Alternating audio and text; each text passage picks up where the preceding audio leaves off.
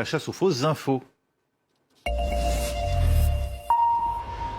Info Intox avec Anthony Saint-Léger. Bonjour Anthony. Bonjour Raphaël, bonjour à tous. Et avant de développer le principal sujet, vous allez nous montrer une vidéo. Oui, effectivement, je voudrais qu'on la regarde ensemble, cette vidéo. Peut-être s'agit-il de quelqu'un que vous connaissez, Raphaël. Regardez. Bonjour. Je suis la nouvelle présentatrice de France 24. Retrouvez-moi chaque jour dans Paris Direct pour informations fiables et vérifiées. Liberté, égalité, actualité. Alors, est-ce que vous avez déjà rencontré cette nouvelle collègue dans les locaux de France 24 ? Et non, pour cause, elle n'existe pas. Effectivement, les téléspectateurs ne la verront pas à l'affiche de Paris Direct prochainement. On aurait bien aimé.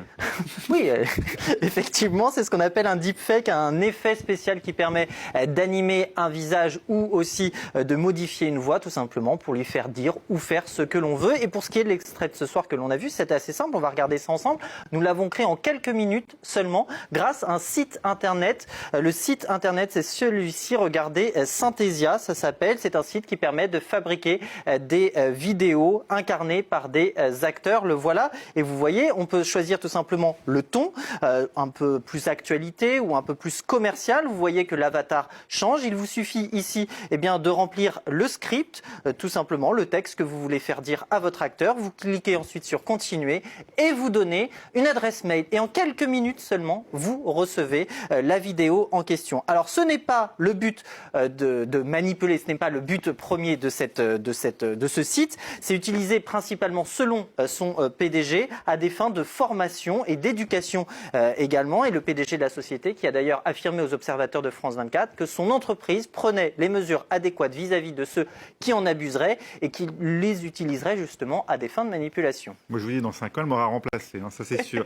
Car effectivement, il s'agit là, on vient de le voir, d'une blague, mais c'est aussi utilisé à des fins de désinformation dans un contexte beaucoup plus sérieux. Oui, prenons par exemple, Raphaël, l'exemple des tensions entre Paris et Bamako. Vous en avez parlé dans votre journal, qui ont franchi, on le sait, un nouveau cap aujourd'hui avec l'expulsion de l'ambassadeur de France au Mali. Depuis plusieurs semaines, il n'est pas rare de voir sur les réseaux sociaux, notamment au Mali, des vidéos avec des voix robotiques automatisées évoquant à la fois la politique intérieure malienne que la présence française dans le pays. Une page Facebook, celle-ci, relaie habituellement des informations musicales. Elle a plus de 80 000 abonnés et ces derniers temps, elle s'est spécialisée dans ce type de vidéos. Elle a par exemple publié,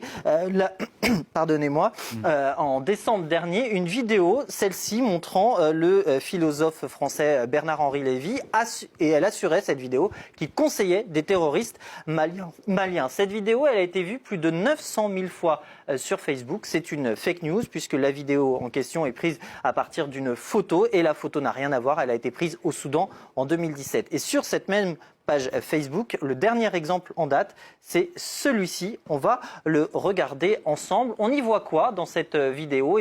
On y voit un décor de journal télévisé.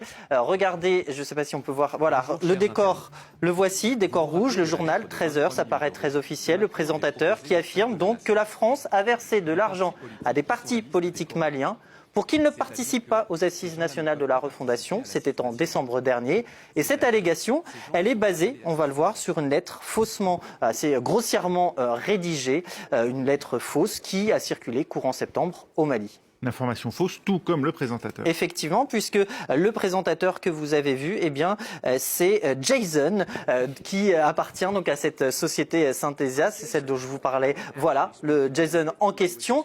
Alors nous, dans l'exemple qu'on a pris, on n'a pas rajouté de fond, on s'est contenté de modifier la voix. Donc voilà le présentateur télé en question, Jason. Alors bien sûr, les deepfakes qui ne sont pas nouveaux, mais ils ont gagné en sophistication au fur et à mesure des années, évidemment, pour devenir, on le voit, très réaliste, très crédible. Il faut préciser aussi que ce type de deepfake est assez rare. Tout de même, de manière générale, ils sont beaucoup plus flagrants, grossiers, beaucoup plus artisanaux finalement aussi. Mais on a vu que ça c'est assez accessible puisque c'est un site internet. Nous on l'a fait en quelques minutes, c'est gratuit et une version payante propose évidemment beaucoup plus de fonctionnalités. Alors évidemment, si vous entendez dans une vidéo une voix un peu robotique, un peu automatisée, prudence, vigilance, ça doit vous mettre justement sur la voie d'Infox.